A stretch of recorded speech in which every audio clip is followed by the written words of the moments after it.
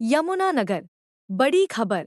रविवार को डॉक्टर योगेश सबलोक के निवास पर ह्यूमैनिटी लवर्स एसोसिएशन की दूसरी बैठक हुई, जिसमें जिले भर से अलग अलग कॉलोनियों के पीड़ित लोग उपस्थित रहे।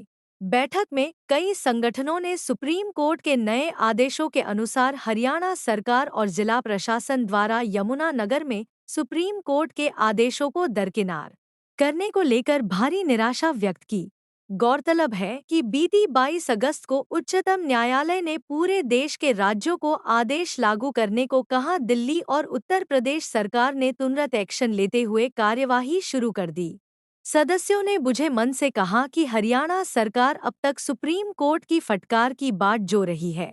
यमुनानगर में बीते 10 सालों से लेकर अब तक इतनी अधिक संख्या में कुत्तों का आतंक होने के बाद भी निगम ने कोई भी काम नहीं किया, और अब जब न्यायालय के आदेश आ गए हैं, तब न तो कोई अधिकारी फीडिंग पॉइंट चिन्हित करने कॉलोनियों में आया और न ही 22 वार्डों के चुने हुए पार्षद और मेयर इस विषय को लेकर गंभीर हुए।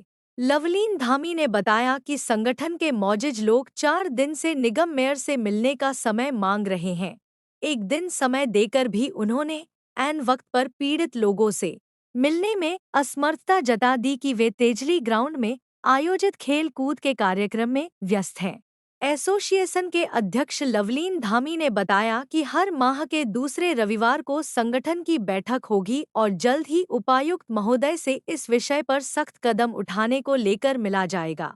यमुनानगर से संवाददाता संदीप गांधी की रिपोर्ट।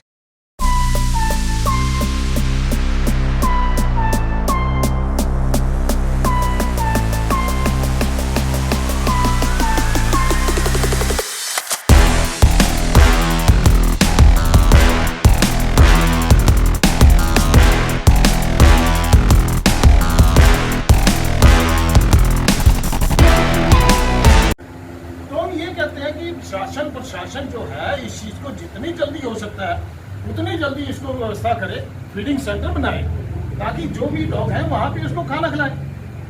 अच्छा, हम ये कहते हैं ह्यूमैनिटी का हमारा सिर्फ इससे ताल्लुक नहीं है, और भी कोई सुख दुख आता है हमारे जितने परिवार हमारा ग्रुप का है उसमें भी हम शरीक होना चाहेंगे।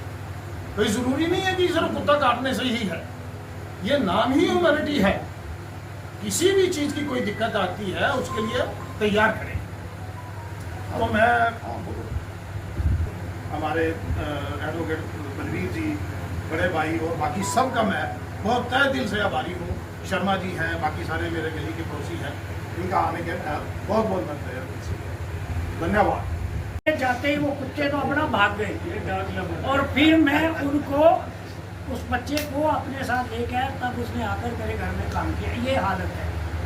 और मैं ये कहते हैं 100 कार जो डॉग लवर्स हैं उनमें से किसी एक को बोलो यार तेरी हिम्मत है ना, तो यहाँ से लेकर उस गली से इस गली तक सुबह 4 बजे से लेकर 6 बजे में अकेला आके दिखा दे, मैं तेरे को नाम चलाऊँ।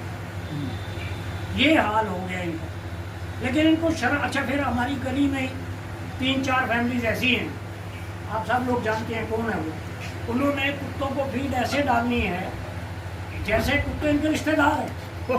और घर में उनके जो फादर थे वो बाहर पर बैठे रहते थे गर्मी में, कुत्तों के लिए उनके लोग पंखे चला रहे, एसी भी चलाते। मतलब बेशरम लोग हैं। लोग मान्यता के कारण कई बड़ा परेशानी में है, परेशानी का उसको और परेशान करते हैं। तो मेरी प्रार्थना है।